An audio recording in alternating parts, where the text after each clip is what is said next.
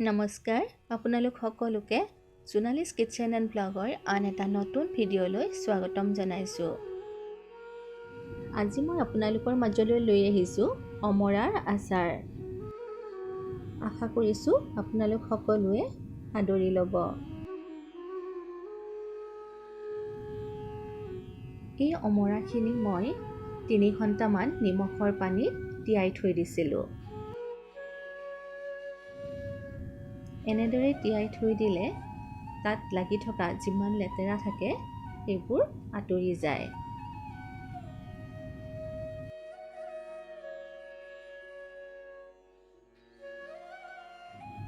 অমৰাখিনি খুব ভালদৰে ধুই লৈ হোৱাৰ পিছত এতিয়া মই এনেদৰে মাজে মাজে অলপ কাটি দিছোঁ।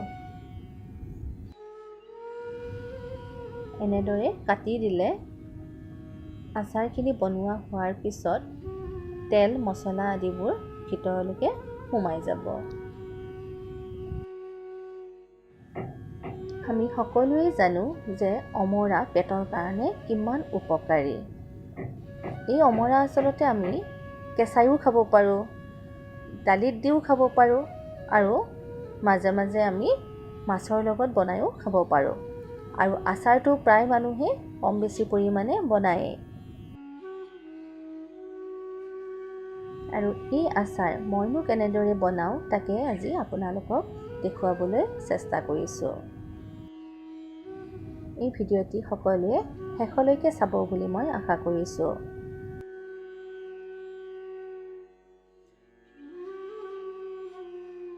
আটাইখিনি অমৰা এনেদৰে মাজে মাজে কাটি হৈ লোৱাৰ পিছত মই এনেদৰে নিমখ দি দিছোঁ।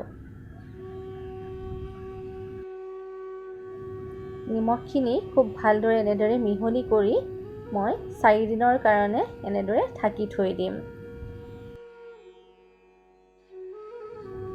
এয়া 4 দিনৰ পিছত আপোনালোকে দেখিবলৈ পাইছে অমৰাখিনি অলপ দেখিবলৈ বেলেগ হৈ গৈছে। 4 দিন এনেদৰে ঢাকি ৰখাৰ পিছত যথেষ্ট পৰিমাণে তাৰ পৰা পানী ওলাইছে। আৰু এতিয়া মই এই ডলাখনতে মই 2 দিনৰ কাৰণে এই অমৰাখিনি ৰ'দত দিম। আৰু এয়া 2 দিন ৰ'দত ভালদৰে শুকুৱাই অনাৰ পিছত এয়া মই পাত্ৰ এটাত লৈ খুব ভালদৰে হালধি সানি দিছোঁ।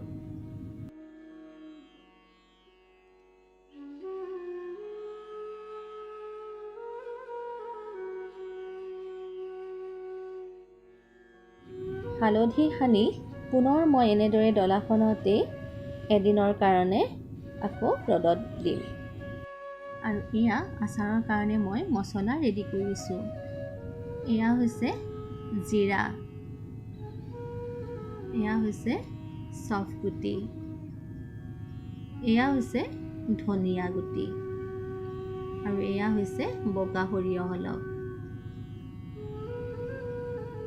আৰু এয়া হৈছে অলপমান মিঠি গুটি আৰু এয়া কালজিৰা অলপ আৰু এইখিনি হৈছে আজৱাইন আৰু এয়া হৈছে কণজলকীয়া আৰু এয়া এটা তেজপাত দিছোঁ।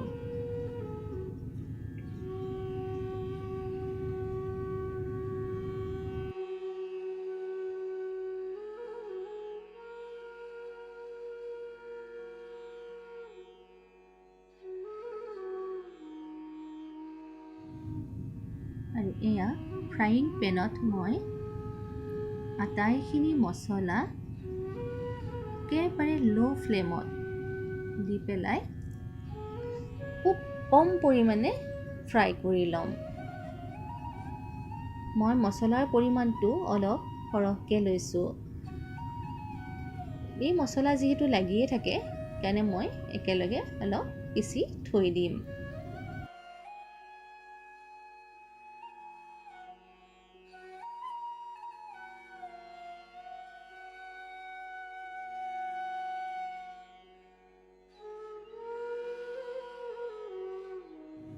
আৰু এয়া মছলা ভজাৰ গোন্ধ অলপ অলপ আহিছে।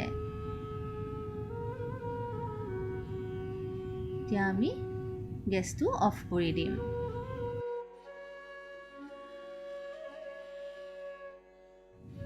এই মছলাখিনি মই ঠাণ্ডা হ'বলৈ দিছিলোঁ।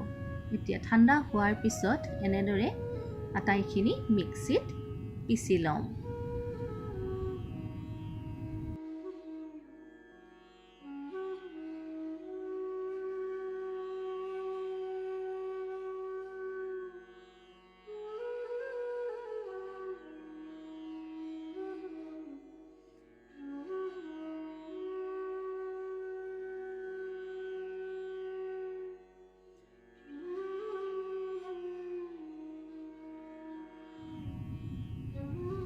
আৰু এয়া মছলাখিনি আপোনালোকে দেখিছে মই একেবাৰে মিহি হ'বলৈ দিয়া নাই। অলপ গোটা গোটা হৈয়ে আছে।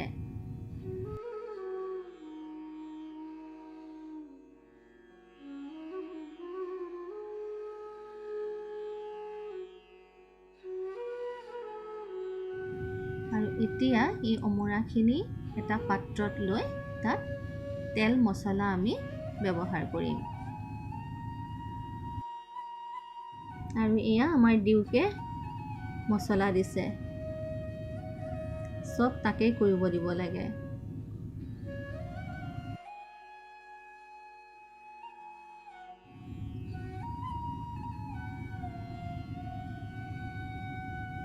এয়া দেখিছে মছলাখিনি মই অলপ অলপকৈ দি দিছোঁ।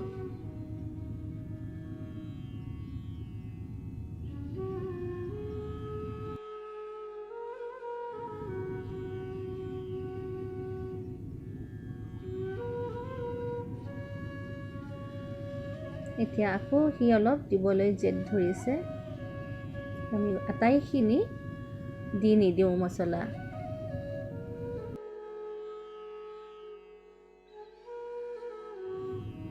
সি সদায় মোৰ লগত এনেদৰে কাম কৰি খুব ভাল পায়।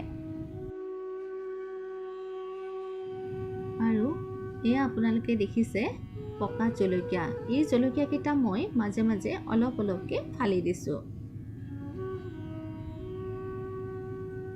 যাতে তাতেও তেল আৰু মছলা সোমাই যায়।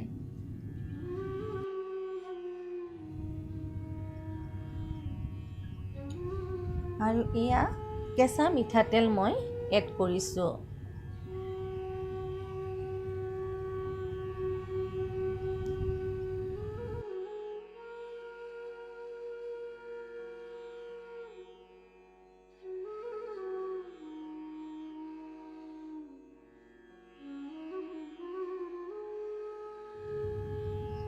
এতিয়া মিঠাতেল, মছলা, জলকীয়া এই আটাইখিনি খুব ভালদৰে মিহলি কৰি ল'ব লাগিব।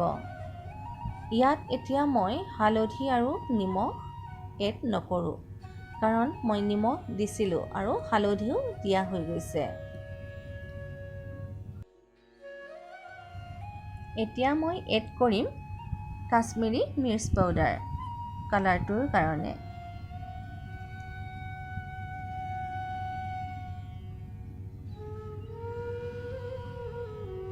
এই আটাইখিনি এতিয়া খুব ভালদৰে আকৌ এবাৰ মিক্স কৰিব লাগিব।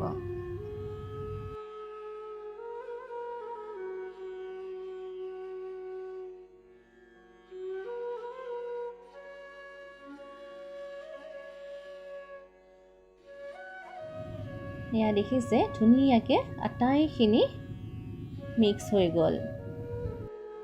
এইবাৰ মই আগত অলপ মছলা আছিলে এই বটলটোত, সেই মছলা থকা বটলটোতেই মই এই আচাৰখিনি ভৰাই দিছোঁ।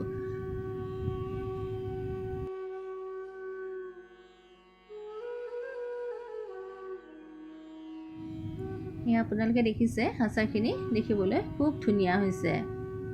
আৰু মোৰ এটা বটলত এইখিনি নুজুৰিলে, মই আৰু এটা বটলত ভৰাব লাগিব, অলপ বেছি হৈ গ'ল আচাৰ। আপোনালোকে মোৰ আজিৰ এই ভিডিঅ'টি চাই কেনে পালে কমেণ্ট কৰি জনাবচোন। আৰু যদি ভাল পালে তেনেহ'লে লাইক শ্বেয়াৰ কৰিবলৈ নাপাহৰিব।